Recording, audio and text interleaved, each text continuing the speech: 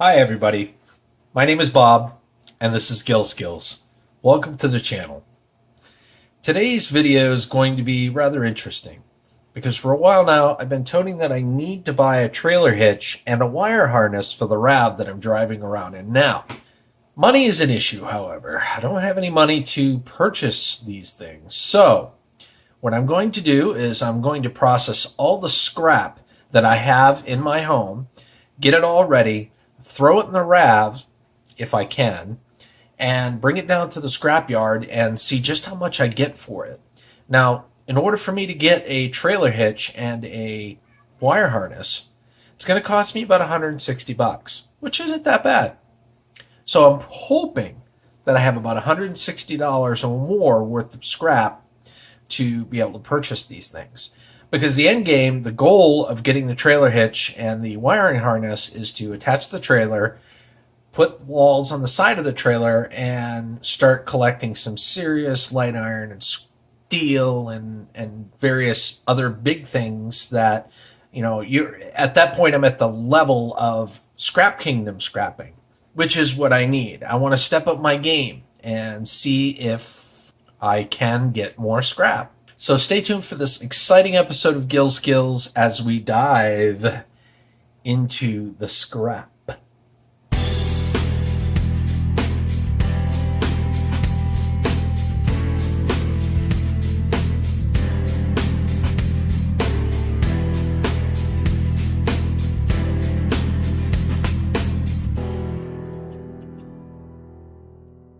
What we'll need to do is kind of tally up what we have in terms of scrap. I'm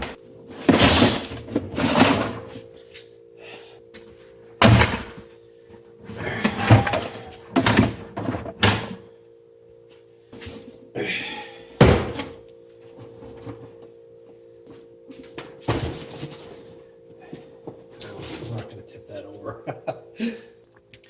All right, so as you can see, I've got a decent amount of copper in there. I believe that's number one, if I'm not mistaken.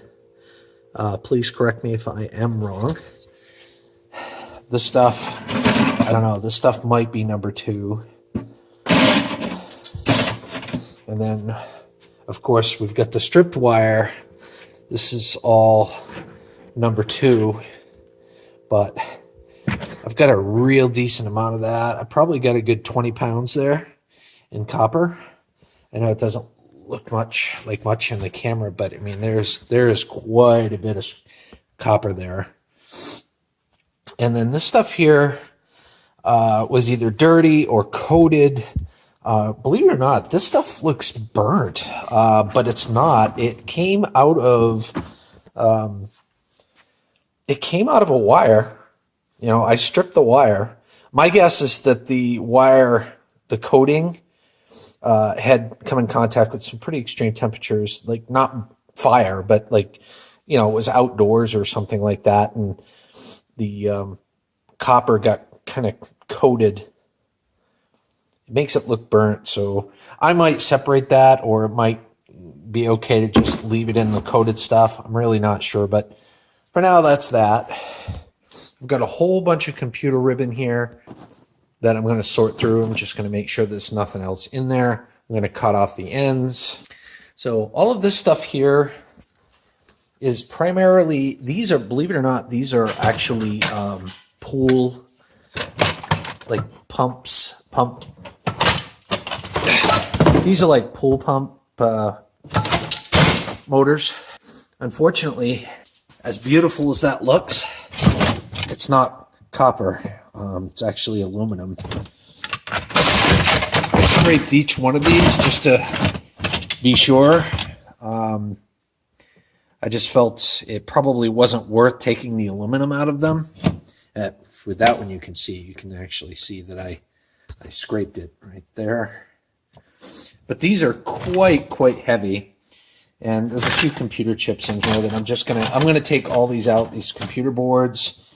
There's a couple of power supplies in here, but I'm going to sort all of this stuff out. Here, we've got, these are the motors or the this is the transformer of a microwave. These are all copper bearing motors. I was going to strip or take the copper out of some of these, but I just may bring it in as is, considering I need the money immediately.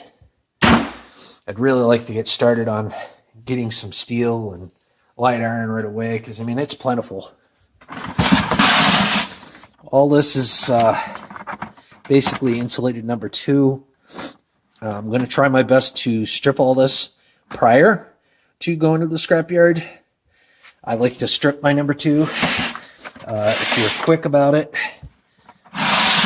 it's worth doing, because there's definitely quite the difference.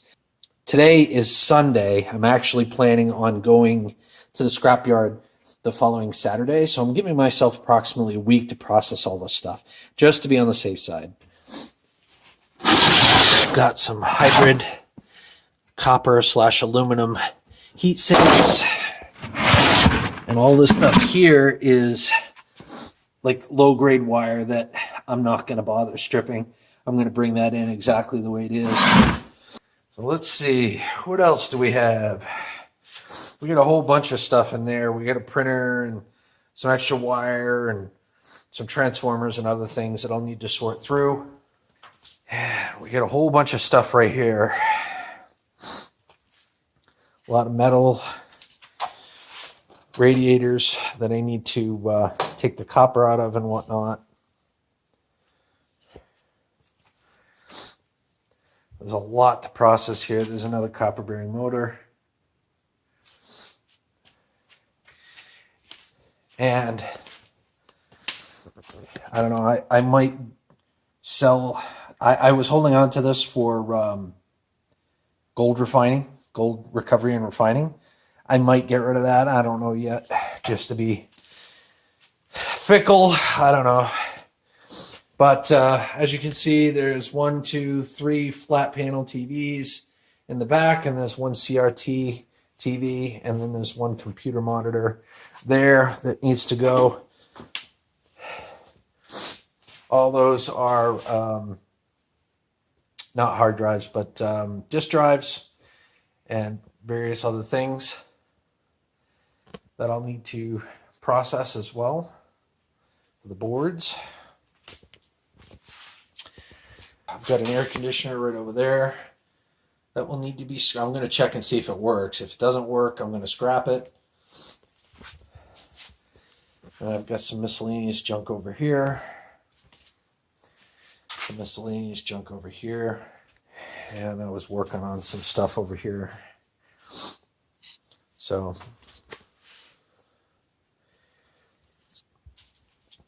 oh, and of course I didn't show you this, but batteries. Lead acid batteries, the scrapyards will, most scrapyards will take them anyway because they can extract the lead out of them. Some scrapyards will take lithium ion batteries, some won't. Depends on where you go. But batteries, you know, for the smaller ones, you'll get anywhere from $2 to $4 a piece. The bigger ones, you can get anywhere from $6 to $8 a piece.